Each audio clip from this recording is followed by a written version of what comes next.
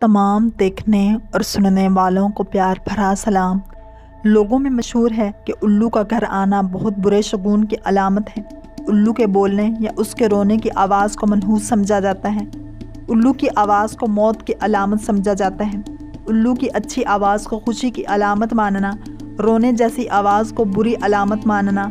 उल्लू का घर आना अच्छी बात है। हमसाये की मुंडेर पर चिल्ला रहा हो तो ये हमसायों में से किसी की मौत की नवीद है। ये एक गलत सोच है। उल्लू से मुतालिक जितनी भी तोहम परस्तियाँ और शगुन बरे सग़ीर के मुसलमानों में पाए जाते हैं, वह तमाम इसी खित्ते के आतिश और बुत परस्तों से आई हैं। नीज़ इन काफरों के नज़दीक उल्लू से मुतालिक ये बातें फ़कत तोहम परस्ती नहीं, बल्कि ये इनके धार्मिक अकायद में से हैं। यानी हिंदू धर्म में उल्लू को एक ख़ास मकाम हासिल है। मुख्तलिफ़ किस्म के शगुन लेना ज्योतिष शास्त्रा और उग्नि प्राणा में दर्ज हैं। हिंदुओं के मुख्तलिफ देवताओं में एक देवी का नाम लक्ष्मी है। चूँकि इस देवी को धन दौलत की मालिका माना जाता है, इसलिए इसे हिंदुओं में एक ख़ास अहमियत हासिल है। बहाना संस्कृत से अखज़ सवारी वो चीज़ जिस पर बैठकर एक मकाम से दूसरे मकाम पर जाया जाए, हिंदू देवताओं की ख़ास सवारी को कहा जाता है। हिंदू धर्म में लक्ष्मी देवी का वाहना उल्लू होता है, जिस पर बैठकर वह आसमानों से ज़मीन पर उतर आती है। नेरती जो कि देवी लक्ष्मी की बहन है और जिसे बदहाली, तबाही, गम और गुर्बत वगैरह की देवी माना जाता है। उल्लुओं और कबूतरों का जिक्र हिंदुओं की मोतबर किताब वेदास में नेरती के पैगाम रसां के तौर पर किया गया है। इसी वजह से वह दोनों परिंदे नागवार मनहूस समझे जाते हैं। नेरती को आलक्ष्मी के नाम से भी जाना जाता है। हिंदू मत में मनहूस परिंदे हिंदुओं की धार्मिक किताब आथरा वेदा से इक़्तिबास है कि उल्लू मनहूस होते हैं जो ज़िंदगी के किसी भी शोबे में असरअंदाज हो सकते हैं। उल्लू को रात का परिंदा समझा जाता है और अगर ये दिन के औकात में उड़ता है तो ये बुरे शगुन की तरफ इशारा करता है। असल में उल्लू के उड़ने के वक्त, जगह, सिमत, आवाज़ और किस्मों पर मुनहसिर है। हिंदुओं की एक किताब उग्नि प्राणा में इसकी तफसील से वजाहत की गई है। परिंदे हमें अच्छे या बुरे वक्त के बारे में आगाह करते हैं।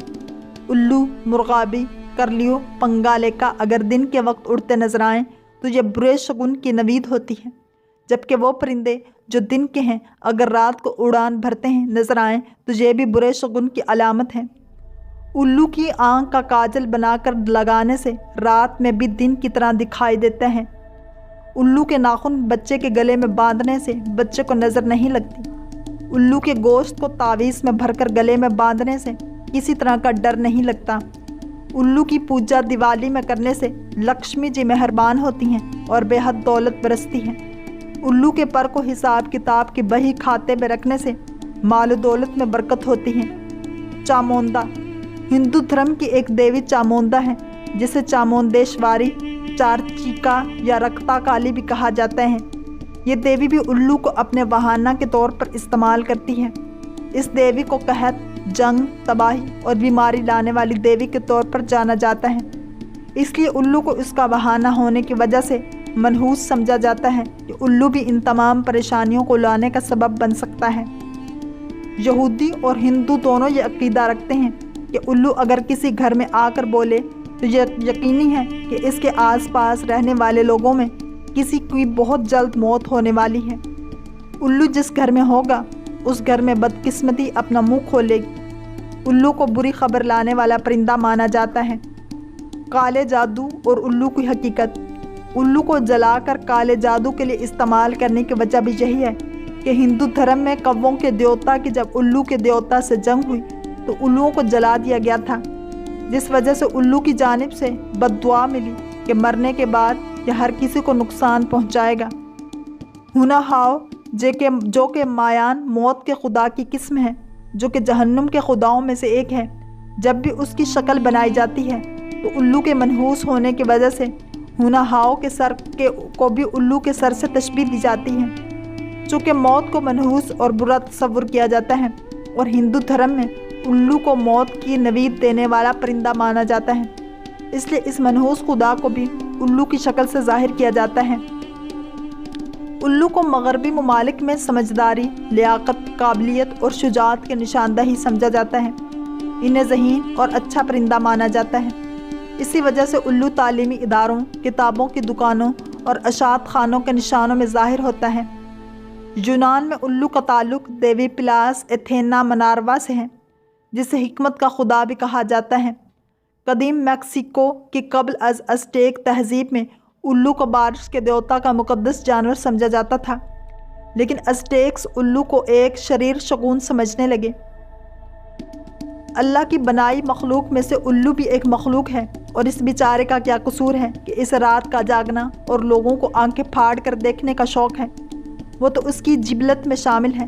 بس درج بالا تحقیق سے یہ بات ثابت ہوتی ہے کہ الو سے متعلق تمام توہم پرستیاں ہم مسلمانوں میں برصغیر کے ہندوؤں سے آئی ہیں۔ سب سے بڑھ کر یہ کہ حدیث پاک صلی اللہ علیہ وآلہ وسلم نے اس پرندے کا نام لے کر اس سے کسی قسم کے شگون لینے کی ممانعت آئی ہے۔ پس درج بالا تمام سوچیں غلط ہیں اور قابل ترک ہیں۔ خود بھی بچیں اور اپنی اگلی نسلوں کو بھی ایسی باتوں سے دور رکھیں۔ اللہ ہم سب مسلمانوں کو شریعت مطہرہ پر جمائے رکھیں۔ الو ایک پرندہ ہے جس کو لوگ منحوس خیال کرتے ہیں، حالانکہ اسلامی نقطہ نظر سے یہ ایک غلط بات ہے۔ الو کو منحوس خیال کرنا ایک جاہلانہ خیال ہے۔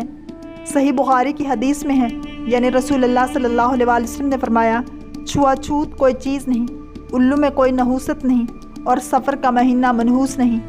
زمانہ جاہلیت میں اہل عرب اس کے متعلق مختلف قسم کے خیالات رکھتے تھے، اور اب بھی لوگ اس کو منحوس سمجھتے ہیں۔ جو کچھ بھی ہو، حدیث نے اس کے متعلق ہدایت کی کہ اس کا اعتبار نہ کیا جائے۔ ماہ سفر کو لوگ منحوس جانتے ہیں۔ حدیث نے فرمایا، یہ کوئی چیز نہیں۔ خلاصہ یہ کہ الو کو منحوس سمجھنا غلط ہے۔ نفع نقصان کا مالک صرف اللہ تعالیٰ ہے، جو وہ چاہتا ہے وہی ہوتا ہے۔ اللہ تعالیٰ ہم سب کو شریعت مطہرہ پر جمائے رکھے اور دین اسلام کی سمجھ عطا فرمائے۔ اگر آپ کو یہ ویڈیو پسند آئی ہے تو لائک، شیئر اور سبسکرائب کرنا مت بھولیے، تاکہ ایسے ہی اسلامک انفارمیٹیو ویڈیوز آپ تک پہنچتی رہیں۔